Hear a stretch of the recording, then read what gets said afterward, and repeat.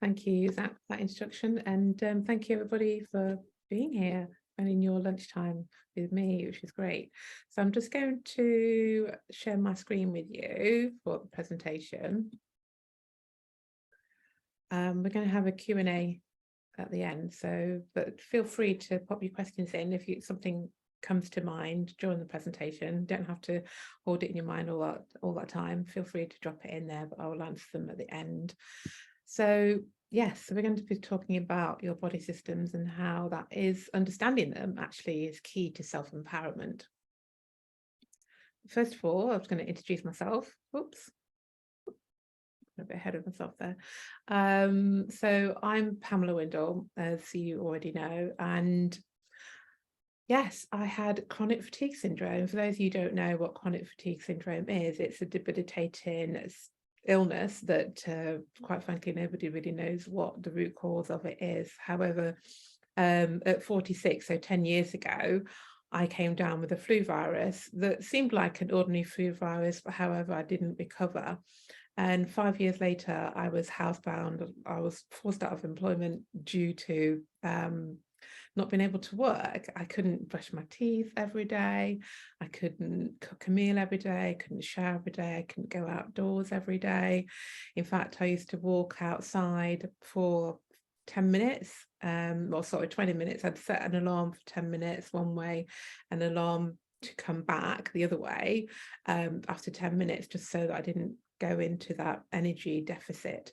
So life was pretty hard and much of a struggle. Literally spent 5 years indoors, and it wasn't until I then decided that I wanted to investigate even more to find out what the root cause of my fatigue. I then trained as a women's health coach and also became a patient of the lead coach. And it was through in that I actually found out the root cause after doing several diagnostic tests that I now use in my clinic, and also found out that it was Epstein-Barr virus, which is similar to glandular fever. The antibodies were raised, and that's why my body was kind of, I'd like to say, limping along, acting as if I'd actually got an active virus in my body. So I then healed my body using nutrition and also working on those body systems that I'm going to be talking about today. And that really underpins what I do with my clients on a one-to-one basis, is look for root cause to find out solutions of why they feel the way they do. So like I said, it was 10 years ago. I was 46 at the time, and I'm 56, and just coming to the end of my perimenopausal journey into menopause, which has been an interesting one. And I really feel that all the work that I did in healing my body in those 3 years, really, I really believe that has actually paid dividend in terms of how my journey into the menopause has been. It's been very, very smooth. I've not struggled with those symptoms that many, many women struggle with. So I really believe, even though it was a hard lesson to learn or to have in terms of the consequences of losing your job and having chronic fatigue, but it actually paid dividend in terms of my perimenopause journey into menopause. So qualification wise, I have degrees in sports science and psychology, or psychology with sports science. I actually went to university as a mature student, so I was 40 years old when I went to university, and so mixing with 19-year-olds was fun, but I thoroughly enjoyed it. And like I said, I'm a certified women's health coach. And what does that mean? It means that I use nutrition, functional nutrition. So we're looking at you as a whole person, everything that's led you up to this point in your life, not just the fact that you are, 40, 50, 60-year-old woman, but everything that's led you up to this point, even your conception and how that impacts your health as a child and childhood illnesses, all the way up through to the age that you are now. All of that makes a difference to your transition into the menopause and beyond. So I use nutrition, lifestyle management, and targeted supplements. and also diagnostic testings that I use with my clients. I also work with organisations to deliver training around the menopause and perimenopause in the workplace. I was very, very fortunate to be asked to be part of the British Standard Institute, actually, to deliver or to create a policy, working policy for menstruation to the menopause, which I really, really feel proud of, really, because I think the menopause is a topic that we need to talk about, but I do think it is the tip of the iceberg. We also need to talk about menstruation, you know, those other imbalances that women experience in the workplace, like endometriosis, PCOS, PMDD, fibroids, infertility, all of that women go through in the workplace, and then obviously the perimenopause and menopause. So I was really, really glad to be asked to do that, and it's for the policies for small to medium organizations. Training, finished that off. So the International Menopause Society, I'm a trained personal trainer, hypnotherapist and NLP practitioner, and I have a daughter who's 31, and we co-own our retreats. And before COVID, we were doing them internationally, hoping to do that again next year, but up until that point, we've been doing them internationally. But since COVID, the last 3 years, it's been online and also just locally as well. So that's a little bit about me. So what we're going to talk about then today in this webinar, we're going to talk about what are the keys to unlocking HRT and getting the best out of it so that you benefit the greatest from it. And then what hormones do we need to consider when we're looking at the menopause? We all know about estrogen and testosterone and progesterone, but there are other hormones that we also need to consider as well. Why it's important to detoxify estrogen to create hormone imbalance, not just for women that take HRT, but also for all women. In fact, we all need to detoxify estrogen to support our immune system and to prevent any potential damage to our DNA. Then I'm going to show you and talk to you about my favorite diagnostic tests that I think all women should have. And then we're going to talk about supporting the mind and body, because all of that is connected. Our hormones don't live outside the body, they live with everything else in our body. So the mind and body is also included, taking a really holistic approach to women's health when it comes to the menopause. And then we've got questions at the end, but like I said, please feel free to pop your questions in as we go along, just so you don't forget them. So in my clinic, I do see more and more women taking HRT. I did a poll on my social media a couple of weeks ago and asked how many women were taking HRT, and it was just over 50% swaying towards taking HRT, which is really interesting. I did ask about fears, and a lot of the fears still is around breast cancer, which is also interesting. But so I'm seeing more women that come in to see me who are taking HRT, and the promise of HRT is that it is going to solve everything. You know, you're going to sleep through the night. Oh my goodness, that's jumping ahead. You're going to sleep through the night, and you know, your anxiety is going to go away, hot flush is going away. Well, not for everybody. I am seeing women that are coming to see me in the clinic, having taken HRT, however, they're struggling with weight, anxiety still high, struggling with sleep, still having hot flushes and night sweats, having bloated and constipation, brain fog still prevalent, still can't find a solution, and still struggling with fatigue. So what's going on? You know, if HRT is the magic pill, then what's going on for these women? And you yourself might be taking HRT. Got happy fingers today.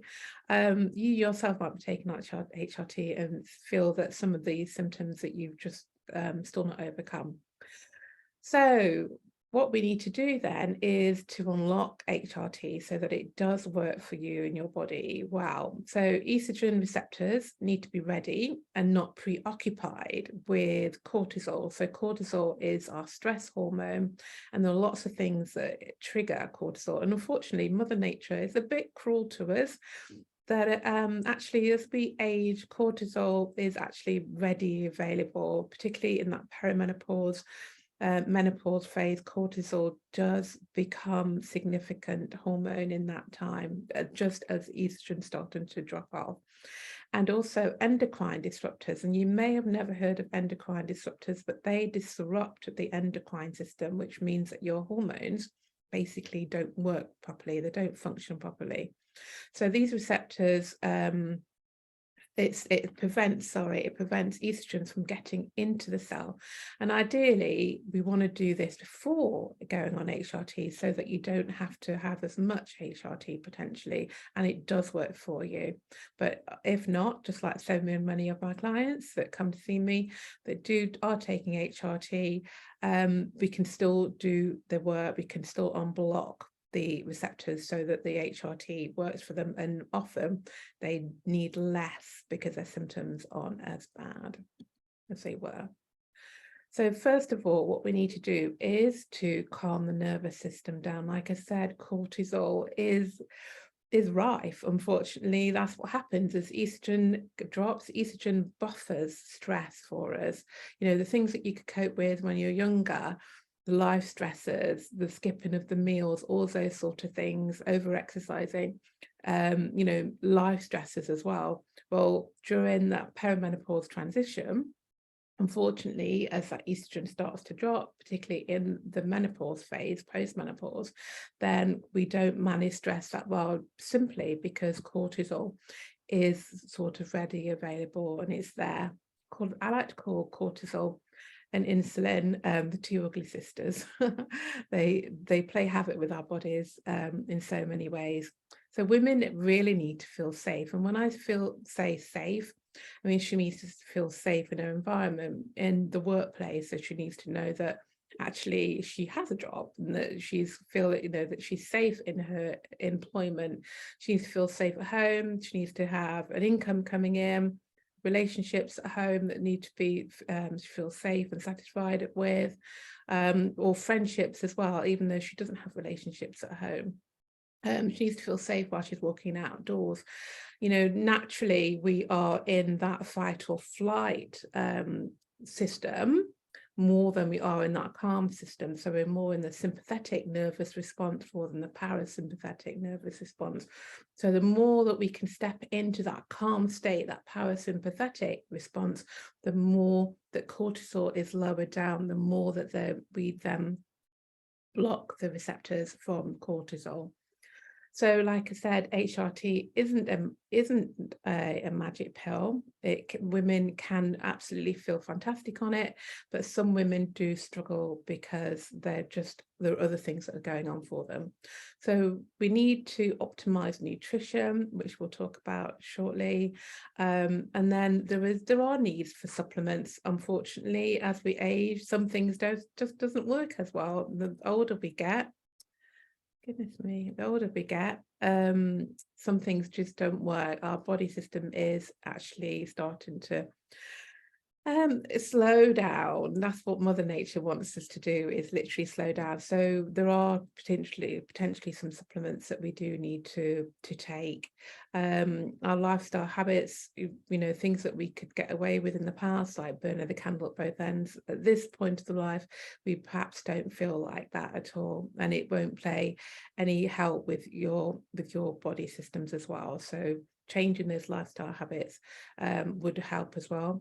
Movement, so making sure we're moving every day, and detoxification, which we'll talk about shortly. So what is stress? Stress is so many things, and it is subjective. So what is stressful for one person isn't that stressful for another. But life stresses, we've all lived through 3 years of the pandemic, and as you've worked in the NHS, you know, you've taken the brunt of this as well, the stresses. So, and all of that can have an impact on hormones. So your liver health, which we'll talk about shortly, and gut health, environmental toxins, they are stressful. So they are things that we're exposed to on a daily basis, around our home, in the workplace, outdoors as well. They all cause stress in the body. Illnesses such as fibromyalgia, chronic fatigue syndrome, autoimmunity, and problems with thyroids, they're kind of the illnesses that women tend to lean into as they age. And again, they can be all part of this stress that women are having to cope with, having to work, but they don't have the energy to work, and earning a living and things like that, but ill regardless, and all of that is stressful. Certain medications as well. And we've also got trauma, so trauma from childhood, that may be things that you've never overcome, or even something, worrying thoughts about something that might happen in the future that hasn't actually happened yet, but your body doesn't know, it thinks it's actually real. Poor sleep, and that could be because of the perimenopause, but actually that is stressful for the body. If you work shifts as well, that is stress for the body. Having a diet that's poor in nutrients, so eating lots of brown foods rather than lots of colorful foods. Also food intolerance is quite an important thing, and sensitivities as well, that can add stress. Also always being on a diet. Amount of women that are cutting out certain foods out of the diet, particularly healthy fats, because they want to lose weight and they think that's the right way to lose weight, but actually we need fats. Fats are the backbones of our sex hormones. So, if you're not eating enough fat, then you're not going to make your sex hormones as well. And I said, certain medications like the contraceptive pill and antibiotics and alcohol, and must add to that smoking as well. All of that will aggravate the nervous system and then block the receptors for you to take on your hormones. So these are some chemicals. This list is not, this can go on much longer than this, but these are just some of the endotoxins that we're exposed to on a daily basis from products that we use in the home, cleaning products, detergents, makeup, perfumes, plastic containers that we store our food in, or plastic water bottles, plastic that's covered on our foods.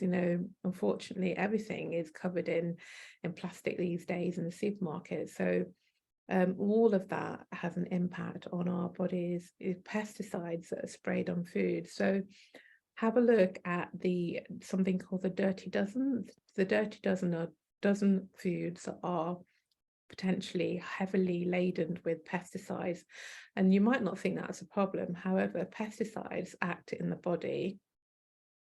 I'm not quite sure what's going on here, but it keeps jumping forward. And again, let's have a look. Pesticides act like antibiotics in the body. So, we wouldn't take antibiotics every day, so we can reduce the toxic load in every way possible. So there were so many really cheap ways to have cleaning products in your home, white vinegar. You can use for your windows, for example. You can even use it as a softener. So there's so many things that you can do. And in your home, you can put plants in your home to reduce that toxic load in your home as well. So it doesn't have to cost an absolute fortune. Actually, a lot of these things are things that your mother perhaps did in the past, or your grandmother did years and years ago. And we've forgotten how actually how toxic they aren't compared to what we use today. So have a look in your cupboards and see whether you do have any of these toxicities in your home. You might want to take a screenshot if you haven't already. Oh, actually, you're getting the slides anyway, so you don't have to do that. So the other thing we need to do, we need to stabilize the blood sugar levels. Now, this just reminds me of a client who came to see me who was on HRT, and she was prescribed the highest dose of HRT, and she was still struggling with anxiety. Her anxiety was a 10 before she came to see me, of a scale of 1 to 10. She was struggling with energy, and she was struggling with brain fog, and she was off work sick because of it. Now, she was, like I said, she was on the highest dose of HRT, and she and her GP really didn't feel comfortable with the fact that she was on such a high dose, but it seemed like there wasn't anything else to do. So one of the things that we did do was actually balanced her blood sugar. And it sounds really simple thing to do, but it really depends on where you are and what's going on for you. But it's your blood sugar, basically, as we age, we become more, so cortisol is the other one ugly system, and insulin is the other one. We become more insulin sensitive. So, you know, I think we as a nation eat a lot of carbohydrates. You know, most of our meals is full of carbohydrates. Breakfast is cereal or some kind of toast, whether it's a bagel or croissant, but some sort of bread. You only have to go down the bread aisle and to see how many different types of bread there are, how many forms it comes in. And the cereal aisle, I think there's two rows, isn't there, in the cereal aisle? There's just so much to push to consume carbohydrates. Well, as we age, our bodies doesn't manage it that well, and particularly in the perimenopause and menopause phase, it certainly doesn't at all. So imagine that your stomach is an empty vessel, just like a sink when you wake up in the morning, and the first thing that goes down the sink actually goes into the bloodstream and has an impact on your day. So if you're struggling with energy in the morning as you wake up, or you have a bit of a drop after an energy drop after you eat a meal, or around about that 2-3 o'clock in the afternoon, then there's a sure sign that you have an imbalance of blood sugar, certainly. So we want to fill that sink, that vessel, with good clean proteins and fats and fiber first in the morning, so it goes into the bloodstream much slower, rather than a croissant or toast and jam, for example, or even skipping a meal if you're struggling with those things. So we want to have good clean proteins. And when I mean good clean proteins, I just don't mean sausages and bacon. Anything else is good. So eggs, fish, meat, anything. Healthy fats, so avocado, nuts and seeds, olive oil, all of those things are good quality fats.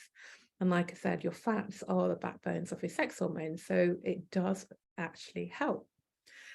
So what we did with her, we actually did change her breakfast. And interestingly, with this client, she had a to-do list. She had to do the meditation, she had to go out for a walk, all the things that actually work, but they were just all stressors. So we did change her breakfast and added a clean protein. She had salmon for breakfast with some broccoli and some broccoli sprouts with some avocado. So we did literally do that. And then we moved on to a lunch a bit later on, and then an evening meal. So if you are struggling, then ideally you want to save your carbohydrates, sort of sugars, for late afternoon, maybe after lunch, and then try to avoid 4 to 5 hours of try to avoid eating 4 to 5 hours before bed. Ideally, when we were kids, we used to come home from school and eat a meal around about 6 o'clock. That's perhaps the best time to eat at 5 or 6 o'clock, but obviously if you work in shifts, then that could be problematic. Okay, so what hormones are involved in this transition? So you might not know what hormones are. So hormones are chemicals that coordinate different functions, telling the body what to do and when to do them. So for example, at the beginning of the menstrual cycle, estrogen and progesterone are generally low just while you're having the bleed. And then around about day 8, we see a spike in your estrogen, and that sends a signal to the brain. So it's telling your body to do something.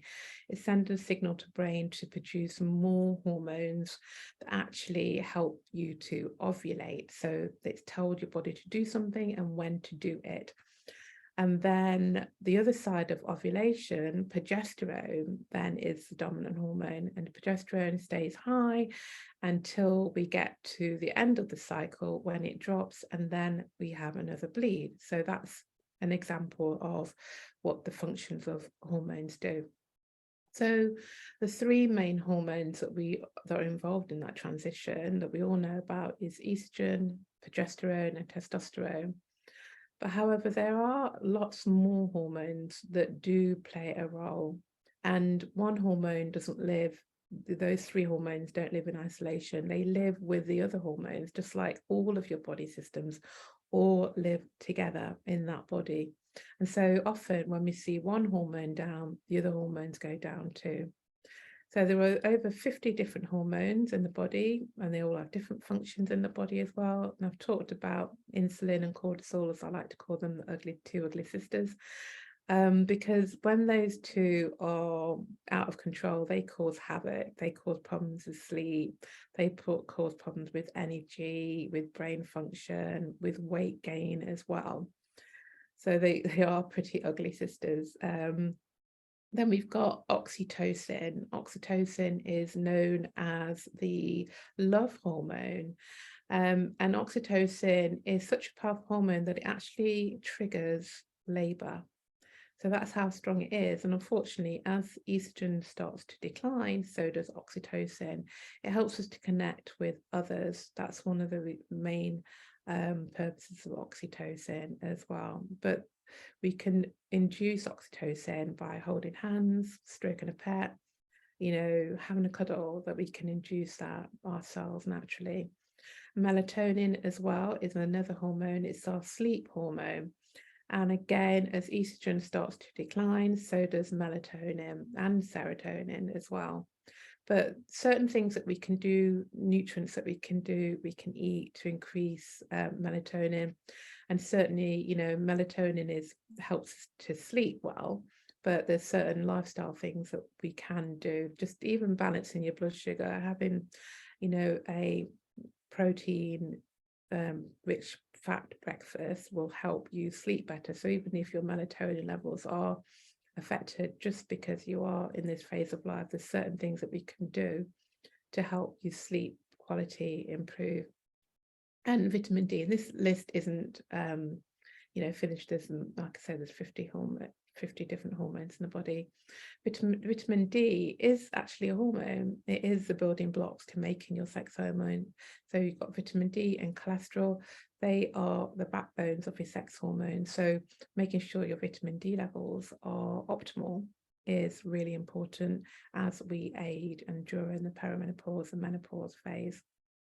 So when it comes to the menopause, we need to consider them all. Just like I said, one hormone goes down, they all go down. So we can support them all.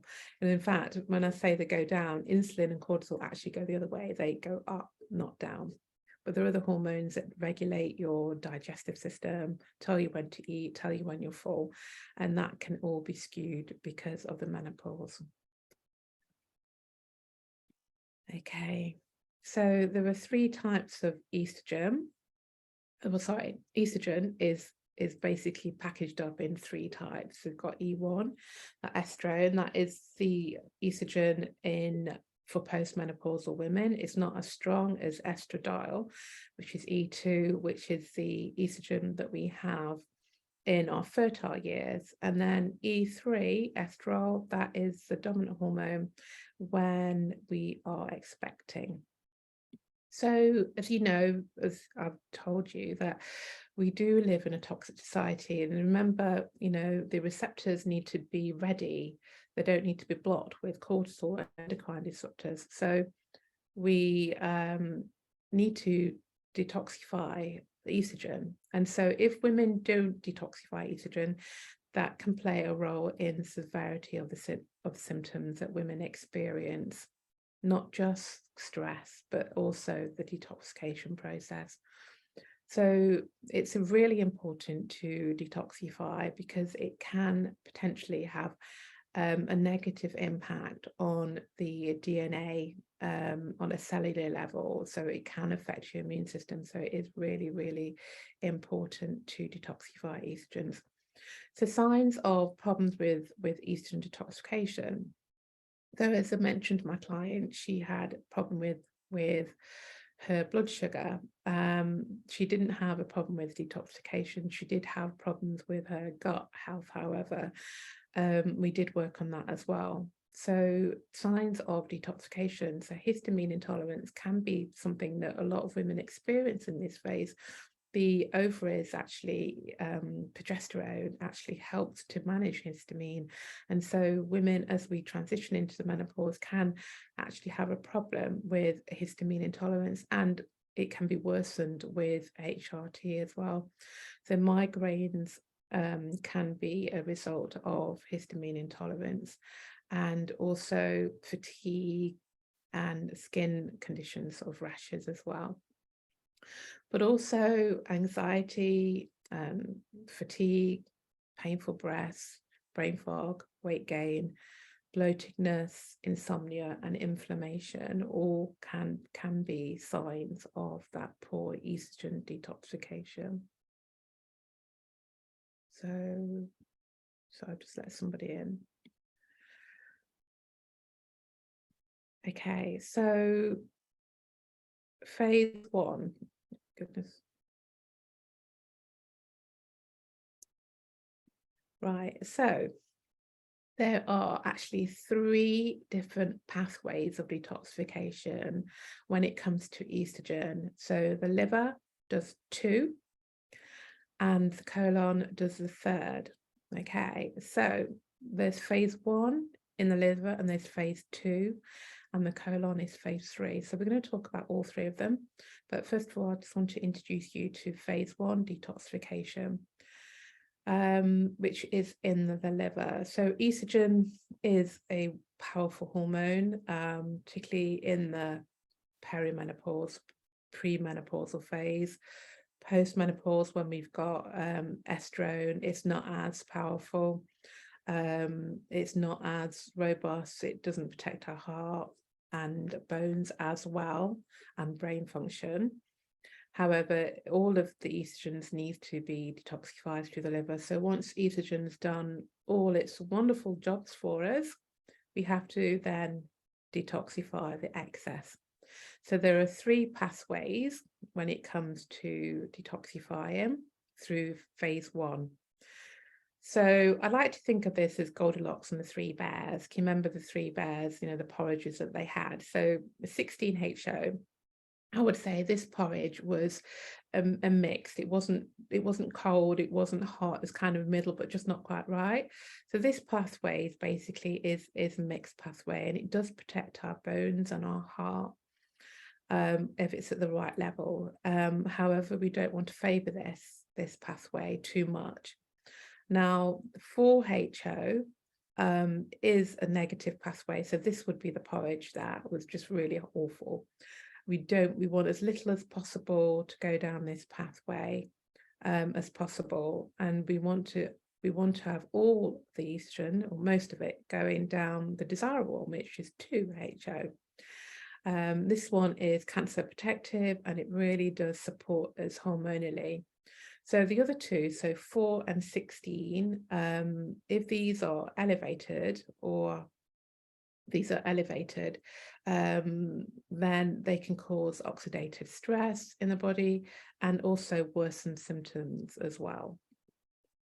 So to summarize, so phase 1 detoxification, we've just talked about, and now we're going to talk about phase 2. So, oh goodness, I don't know why it's jumping around, but anyway, phase 2 detoxification.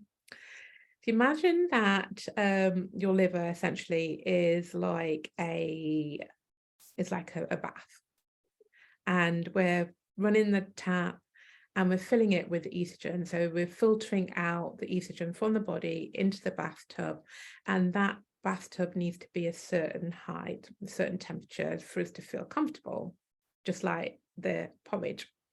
So if it's too low, then it's uncomfortable. If it's tepid, again, we're not likely to stay in the bath. It's not going to be very comfortable.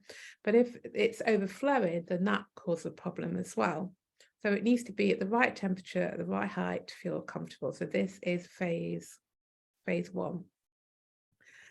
So phase 2 detoxification is the body's way of actually draining out the water from the bathtub. We're draining out the estrogen from the bathtub. It needs to be packaged up and to be eliminated out the bathtub. So if, for example, your receptors are blocked, then that is going to mean that you kind of have lots of phase 1 water just overflowing out of the bathtub, and then also the not being able to, if you aren't able to detoxify well in phase 2, then that bathtub is just going to be overflowing from the water not draining through the system, and also from overflowing from phase 1. So this isn't a very good picture. This is somebody that's really struggling with weight gain, probably some fatigue, hot flushes, night sweats, all those really debilitating symptoms that women experience. This is what's going to be going on there. Okay, so phase 2 is estrogen needs to be ready to be eliminated, needs to be packaged up, needs to be ready to be eliminated out of the body, and that is through the colon. So what do we need to do? What can we do to support phase 1 and phase 2 from a nutritional point of view? Now, I've talked about, the toxicity that we're exposed to on a daily basis. So all those chemicals that I talked about, that will help phase 1 and phase 2. And also, managing stress as well. That will also help too. So phase 1, we want to indulge in particularly broccoli and broccoli sprouts. Now, you might have not heard of broccoli sprouts. So broccoli sprouts are the seeds that are sprouted, and there are hundreds of them in you can buy them from a health food store that's an independent food store, or you can sprout them yourself. And there are hundreds of broccoli heads basically on just a sprout, so it's actually more potent than eating a broccoli. Broccoli sprouts are more potent than eating broccoli, because on a fork spoon you're getting, I don't know how many broccoli heads, but maybe 50 broccoli heads just on one forkful. So we need to particularly have those to help that pathways. Brussels sprouts, cauliflower, again, also watercress, grapefruit, licorice root. So licorice root is like a bark, and you can make tea out of that. It's quite subtle. If you don't like licorice, it's not as potent as licorice in terms of the sweets that you eat, but the root is really subtle. It's really nice flavor, and olive oil. And then phase 2, dark chocolate, which is just fantastic. Legumes are lentils and things like chickpeas and any of those beans as well, red kidney beans, that's what legumes are. Any nuts and seeds, fatty fish, so your oily fishes such as salmon, sardines. What else is there? Goodness me, I can't even think off the top of my head, but any fatty fish will help. Banana, leafy green vegetables, whole grains, citrus fruits, eggs, red meat, organ meat, and red wine. The research around red wine is really interesting. It is a tiny bit of red wine, actually, not a large glass of red wine, and it isn't every day. And even that jury's out whether wine is really suitable. So if you're going to add red wine, make sure that it is just a little bit. But if you're not sleeping, and if you've got anxiety, and if you've got fatigue, then it's not advisable to have anyway. And then herbal teas such as rooibos tea, dandelion tea, and green tea helps with phase 1 and phase 2. And the herbs such as rosemary, thyme, curcumin, and turmeric all help with that detoxification. And then some targeted supplements such as zinc and copper and CoQ10, vitamin A and C and E, B12 and B9, which is folate, and lots and lots of antioxidants such as red cabbage, radishes, cherries, blueberries. You know, all of those fruits are rich in antioxidants.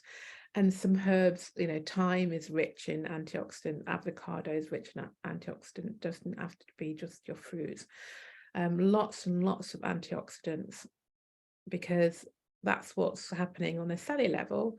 Our mitochondria, which is our internal energy factory, is getting less and less and less as we age. So we want to add lots and lots of antioxidants as much as possible into our bodies through nutrients.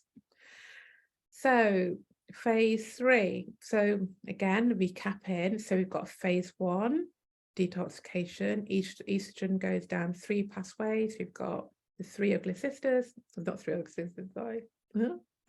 We've got the Goldilocks and the 3 bears. So we've got 16 and 4 and 2. So we know we want to prefer to go down 2, pathway 2 in phase 1. And then we've got phase 2, when estrogen has to be packaged up and eliminated down the drain pipe and down into the colon, down to the gallbladder and then the colon for elimination. And so we're at the bowels now. Yeah, so we need to have healthy bowels, a healthy microbiome, a diverse microbiome. And so at the moment, research around microbiome is really in its infancy, but we do know a lot, and it has such an impact on our hormones. So we need a diverse gut microbiome, so that's your gut bacteria. And we need to be able to absorb fats and proteins and carbohydrates, and all of that ensures that we have an optimal digestive system. But not just that, that means that we are eliminating that last piece of the puzzle, which is that estrogen is detoxifying out of their body as well, along with other toxins as well. So things that if we don't have that diversity in gut microbiome, it can cause inflammation. We can have negative bacteria in the gut. We can have bacterial overgrowth, which means that we're having sort of bad, harmful, negative bacteria overgrowing in the gut, which then has an impact on your ability to absorb nutrients that support your heart health, that support your bone health, that support your brain function. And then you're not eliminating that last bit of estrogen as well. So certain medications such as antibiotics, so just one dose of antibiotics, as we know, it gets rid of the bad things that's there, which is good, but it also gets rid of the good as well. And if you don't restore the gut after having antibiotics, then it gives rise to optimistic bad bacteria to rise as well, which then causes problems with the gut, such as candida, which is like fermentation of the gut, which basically means that you don't then absorb nutrients from the gut.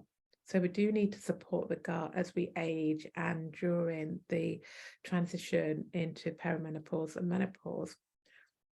So what should we focus on to improve that?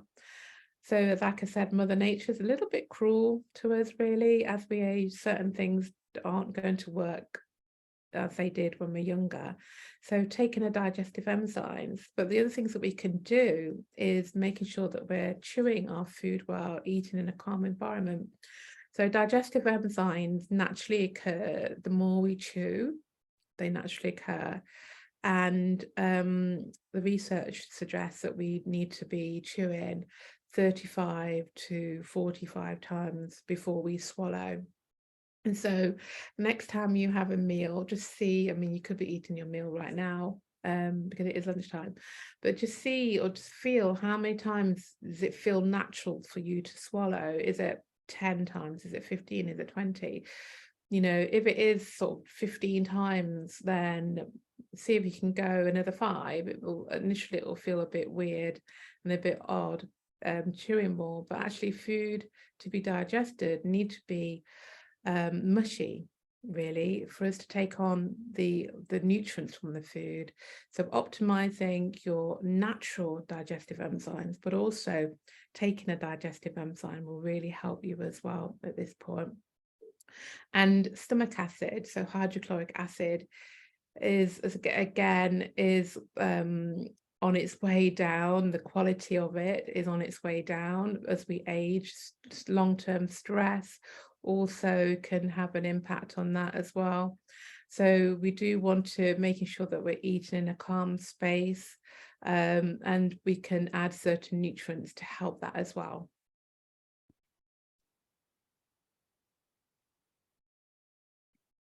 Okay. So we do, when we talk about having a diverse microbiome, so we want to add certain foods. Your gut is always searching for the right type of food to optimize it, so the ecosystem is actually friendly. And so we do want some grains, but not everybody can manage grains. If you're struggling with fatigue or brain fog, then you perhaps need to have less grains. But if everything's okay, you know, we want to have those grains like quinoa and buckwheat. They're really, really good, rather than the wheat like pasta. Some whole grain rice as well would be suitable too. And then we want to have a range of vegetables. So in a week, you want to have lots of colourful vegetables and some root vegetables. Now, this time of year, it's perfect to have some squash in your diet, and then all those leafy vegetables as well. And we do want some fermented foods in. However, if you've got histamine intolerance, then you don't want fermented food, because that's going to make your histamine intolerance much worse. But fermented food act like a probiotic in the gut. And so things like sauerkraut, which is basically cabbage that's been fermented, sourdough bread, kombucha, kimchi as well. Kombucha is green tea. It's a drink that's been fermented for a long time, and they are really, really helpful to help your gut to diversitize as well. So that's what we want to look for. So the Bristol stool chart. So we know that actually your gut microbiome is really important, but also elimination. So your microbiome, we've just talked about, and now we're going to talk about the elimination. We need to empty our bowels every day. Ideally, we want to look for a Bristol stool chart 3 on a 4. 4 is, you know, like perfect. 3 is acceptable. Having 1 bowel movement a day is fine, but 2 is be even better. So if a person's struggling with type 1, type 2, which is constipation, then estrogen is certainly being repackaged up, and which is actually stays into the bloodstream and recirculating right into the body, causing havoc. So as we can see in that phase 1, phase 2, then we can see that phase 3 isn't working in a stool test. Even if phase 1 and 2 is working, it's still being recirculated in the body, causing havoc, worsening symptoms. Now 5, 6 and 7, which is looser stools, and there are signs that actually there's something going on further up, maybe some gallbladder issues. And again, estrogen is unlikely to be detoxified through the gut as well. And there are definitely signs of malnutrition. If you're not having a full bowel movement as well, you're not unlikely to be absorbing nutrients as well, which can all cause a problem. So as you can see already, it's not just the hormones, it's not just the ovaries, it's all of these systems, you know, the whole of the endocrine system and the liver and also the gut. Okay, back again. Yeah, anyway, I'll look into that. So again, we should have at least one bowel movement a day. And ideally, we want to have between 7 to 10 portions of fibre per day to create that diversity. So it might seem like a lot, but there are ways of doing it. So just going back here. So for example, you could have a smoothie with, it's this one, for example. On here, you could have breakfast. You can have some broccoli sprouts on your plate for breakfast with some watercress, and you could have some grapefruits. That's already 3 that you're having for breakfast. You can, sorry, not for breakfast, but you could. Sorry, did I say smoothie? So you can make a smoothie with watercress, for example, with a banana, with some citrus fruits in there as well. With some, some spinach. I also like to put lettuce leaves in my smoothies as well. It doesn't have to just be spinach as most people do. So there are the ways of doing that. So for breakfast, you could have some sardines with some broccoli sprouts on your plate, and then on the side you could have some bit of grapefruit. So really simple ways to increase your 7 a day. It doesn't have to be meat and vegetables, 1 or 2 vegetables for one meal. There's certain ways that you can add it, and then you can have, some rice a bit later on, which is also fibre into your diet. So there's lots of ways. Basically, it's easy to get 7, at least 7 in. Ultimately, we want to get 10, but 7 would be good as well. We want to include plenty of prebiotic and probiotic foods. Probiotic foods are the ones I've just mentioned, sort of the fermented foods, but like I said, if you got histamine intolerance, you want to avoid those altogether. Prebiotic foods, they are things like onion and garlic, green tea, leeks, asparagus, and what we need, why we need them. So we need prebiotic and probiotic. They make something called postbiotic, and that's what your gut is looking for. So that's how those all work together. So you could take a supplement, but we also need the foods. Your gut's constantly looking for certain foods to help that diversity. And so then we've got tests, and I do recommend don't test, but don't guess, test. It's really important to look at certain markers. As you can see, there is this whole ecosystem within the body. It's not just the ovaries, it's everything. Everything is connected. So B12 marker, which, somebody is struggling with B12, can have all of those symptoms, energy problems, brain problems as well. So we want to have a look at that. Also look at folate, which is B9, a full panel of cholesterol, including triglycerides as well, type 2 diabetes marker, iron and ferritin as well. Now, iron and ferritin, yes, if you're struggling with energy problems, but they can also influence thyroid as well. So we want everything to be working optimally. Vitamin D, we want to have a look at as well. Because even if you're taking vitamin D, you might not be absorbing it, particularly if you are on the Bristol stool chart, 5, 6, and 7, which means that you're not absorbing fats. Vitamin D is a fat soluble, and so therefore you might not be absorbing it. So it might be a good idea just to test that as well. I really do believe in having a full thyroid test at this point in a woman's life. So thyroid stimulating hormone, which is TSH, is the most basic test that you can do, which your GP probably run for you. But ultimately, we want to see what's happening further downstream with T4 and T3, and sometimes antibodies, just make sure there's not an autoimmunity sort of brewing underneath. And cortisol, interestingly, will inhibit the conversion of T3. So if you're highly stressed or got stress in your life or in your body, high levels of cortisol, then it's likely that you won't be making T3. And so we want to get to the point that we don't want to get to the point that things are so bad that you needed to go on medication. We want to get there before that happens. Stool testing, perhaps really important as well, particularly if we are wanting to look at that stage 3, the phase 3, making sure that, goodness, I have no idea about this jumping ahead, but anyway, please forgive me. We're looking at phase 3, making sure that estrogen is actually being deposited out of the body, eliminated in the stools, and other things that might be going on, looking at gut diversity as well. Nutrient deficiencies and toxicity. One of the tests I like to use is called the organic acid test.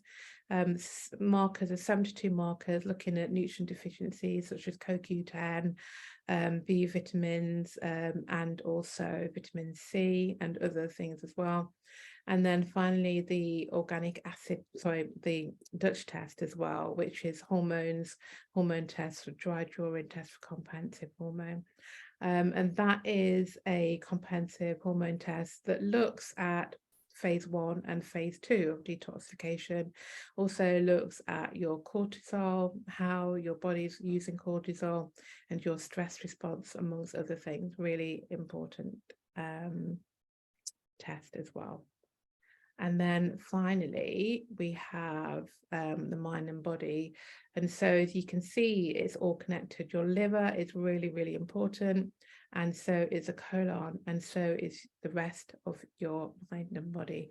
So I call it movement every day because there's so much guilt around the word exercise, you know, and as a trained personal trainer, you know, unless you're doing a certain type of exercise, you know, people feel like they're just not doing enough. So I like to call it movement, making sure that you're moving every day. It could be exercise, it could be yoga, it could be just walking, it could be dancing, it could be doing the garden, it could be just doing a few squats while you're brushing your teeth in the morning, but making sure that you're moving constantly. All of that is really important for circulation and for healthy mind as well.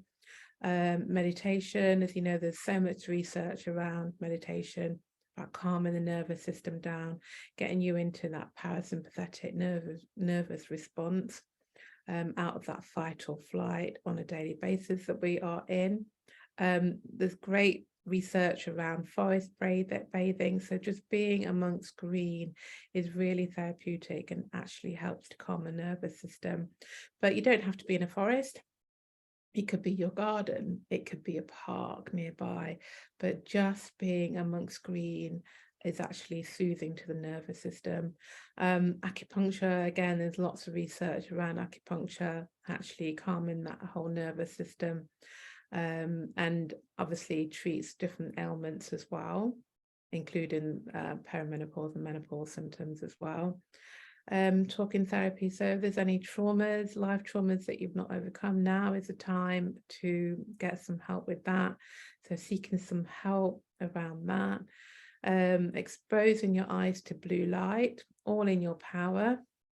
So making sure that the blue light blockers, they're on your devices, they're on your mobile phones.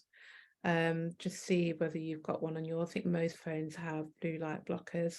On your screens as well, there should be blue light blockers there as well. You could ask your employer to see if they could put something on your screen if you work on a screen in the workplace as well. And you can also get glasses that block out that blue light, but making sure that you're not exposed to that blue light, you know, during the night, just before bed, that's going to certainly have an impact on your hormones long term. Now, the vagus nerve is a nerve that runs through the brain and across the chest, and it impacts all of the organs in the upper part of the body. And really, it takes us into that parasympathetic, into that calm state.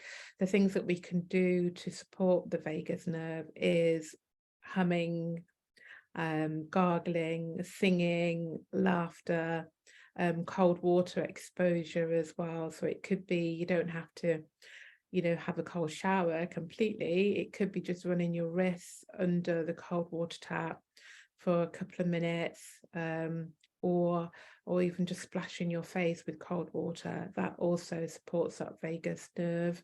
Rest and digest. So making sure that when you eat, you do digest your food, so you're not constantly grazing all the time. So eating a meal, having 3 or 4 hours in between meals to actually rest and digest, and all of that will take your body into a really calm state and reducing that cortisol.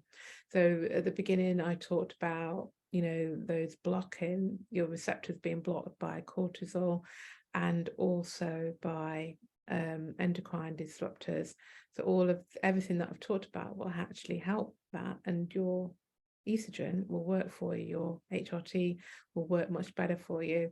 It all might sound a bit of gloom and doom, but actually, it's about being informed. What can you do? What is in your power? How can you have the life that you want to have, the body that you want to have, sleep that you want to have, the energy that you want to have, by taking little steps. So I often ask people, out of everything you've heard, what is that 1% you're going to take away with you? What one thing are you going to do? You don't have to do everything that I've suggested, but what one thing that you can do, and do it consistently, and then see the actual benefits of that one thing play out into your life. Okay, so we do have time for questions, I believe. Yes, there's a couple that have come through in the chat. So first of all, when is the best time to detoxify? Does it matter, and how regularly should you do it? Okay, good question, by the way. All the time. And so when I say detoxify, I don't mean like going on a detox diet, or like Christmas, you normally get these, do this 10-day detoxifying diet. We want to do this all the time. This needs to be a way of life, really. So all the nutrients that I talked about, on the phase 1 and phase 2, we want to add those into our lives all the time. They're really healthy foods that we can just add in, like the broccoli sprouts, for example. You could have those, 3 times a week, for example. That is detoxifying. The chemicals that you're exposed to, have a look when you go back at home, have a look in your cupboards and your skincare range, to see what you're exposed to on a daily basis. That is detoxifying. So it doesn't have to be, I'm going to go on a detox for 10 days. We want to have that all the time. We want to live like that all the time, and that is how we support our bodies and our endocrine system. That's brilliant. And so somebody has asked if green tea causes iron deficiency, as it can hinder the iron absorption in the body. Is that correct? Can green tea? I guess it really depends why. It's possible, but I would be interested to find out what else is causing the iron deficiency. Are you not absorbing iron in the first place? Yeah, it's possible, but I would think I'd want to know a little bit more about why you aren't absorbing iron. Are you not eating enough, or are you not absorbing it? Because there are other things that can stop you from absorbing iron. It's a byproduct from certain foods, from plant-based foods actually, that actually can stop you from absorbing iron.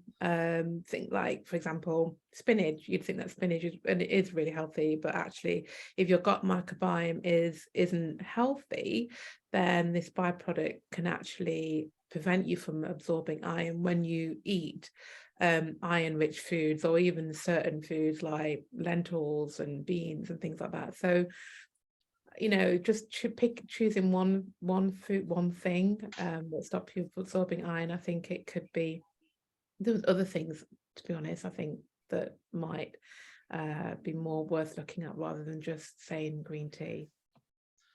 And that's brilliant. And you mentioned the Dutch test previously, and some other testing. How do you get a GP to agree to all these tests, or where do you access the tests that you mentioned? Oh, okay, so they aren't on the GP, unfortunately. They're private. They are tests that I use with my clinic. So if you want to have a look at the Dutch test, for example, if you go to regenerate.uk, they provide them there, but I am a practitioner with them. That's brilliant, thank you. And so somebody's also asked how they would get in contact with you if they're interested in making a direct appointment or discussion with you. I don't know, should I put my details in the chat? Yeah, please go ahead, and that will be forwarded through on the chat function at the end of the webinar for everyone. Okay. And that's most of the questions that are in there. One last question was actually, do you recommend porridge and smoothies? And how about matcha tea? Yes, to both of those. I'll put my website in as well. Maybe I'll do that. Yes, porridge in smoothies with great for the mornings, bulk it up, great fiber. And also, what was the other question? Matcha, yes, absolutely. Yeah. Final question from me, what would you say is the key takeaway from this webinar today? Oh, the key is that we need to be fully informed, and then we make the right decisions for our health. I think that's what the key takeaway is, about being informed and knowing what could make things worse, or make things better, and then doing it, I think. That's brilliant. Well, thank you very much, Pamela, for the presentation today. Thank you, everybody, for your questions that have come through. Just a reminder, the session has been recorded, so it will be sent to yourself once the webinar concludes. Pamela's details are also in the chat if you wanted to take those down now. But if there's nothing further, I hope everybody has a lovely rest of their day, and thank you very much for attending. Thank you.